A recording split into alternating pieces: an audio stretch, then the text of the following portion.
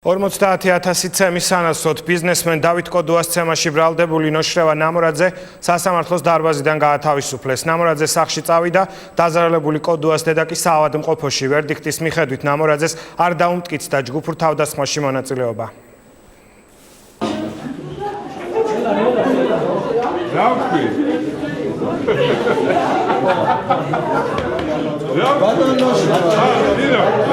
ოთხთმიანი წინასწარი პატიმრობის შემდეგ ნოშრევა ნამორაძე სასამართლო დარბაზიდან გირაოს სანაცვლოდ გათავისუფლდა. დავით კოდუასთვის ჯანმრთელობის განზრახ მსუბუქად დაზიანებისთვის ბრალდებულმა 50,000 ლარი 20 დღის ვადაში უნდა გადაიხადოს.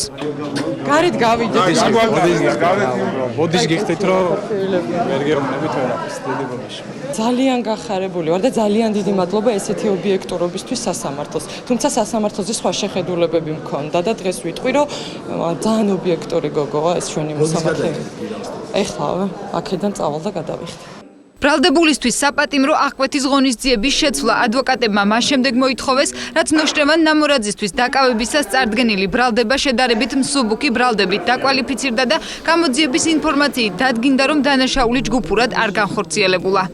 ერთი საფუძველიც კი არ არსებობდა და ბრალდება ვერ დაასაბუთა თუ რატომ შეიძლებოდა ნოშრევა ნამორაძის პატიმრობაში დატოვება. შესაბამისად სასამართლოს გადაწყვეტილება იყო ის, რომ მან დააკმაყოფილა დაცვის შუამდგომლობა პატიმრობის როგორც აღკვეთი ღონისძიების შეცვლისა გირაოთი 50,000 ლარის ოდენობით. სახელმწიფო ბრალდება ნამორაძის წინასწარ პატიმრობაში დატოვებას ითხოვდა იმ მოტივით, რომ კვლავ არსებობს ბრალდებულის მიერ დანაშაულის განმეორებით ჩადენის რისკი, თუმცა პროკურორის არგუმენტი მოსამართლემ უსაფუძვლოდ მიიჩნია. ნამორაძის გათავისუფლების შესახებ მოსამართლის გადაწყვეტილება არ მოусმენიათ დაზარალებულის ოჯახის წევრებსა და ნათესავებს. მათ სასამართლო დარბაზი ადვოკატის შუამდგომლობის წარდგენის შემდეგ დატოვეს. ნამორაძის გათავისუფლების მოთხოვნას უკავშირებს კოდუების ოჯახი ლაურა ღაჭავას ჯანმრთელობის მდგომარეობის გაუარესებას. დაზარალებულის დედა სასამართლოში შეუძლოდ გახდა, რის შემდეგაც სასწრაფო დახმარების ჯგუფმა ის დავით კოდუას კლინიკაში გადაიყვანა. ეს იყო ყველაფერი სპექტაკლი და ეს წარმოუდგენელი ასატანი იყო დღეს.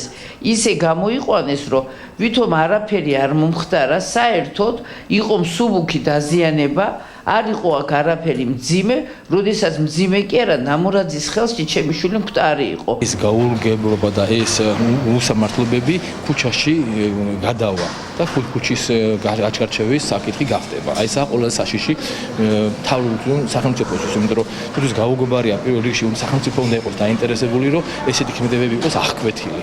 თავად დაზარალებული დავით კოდუა აცხადებს, რომ მოსამართლის დღევანდელი გადაწყვეტილებით შესაძლოა კრიმინალის წახალისება მოხდეს. ნებისმიერი კაც რო გალახო 50,000 გადაიხდი გამოხო, არ არის პრობლემა. თუ არაფერად გადახდას 50,000. არ ვიცი, ნახო, ჯერ 50,000 ვიშოვით და მერე ვილაპარაკეთ.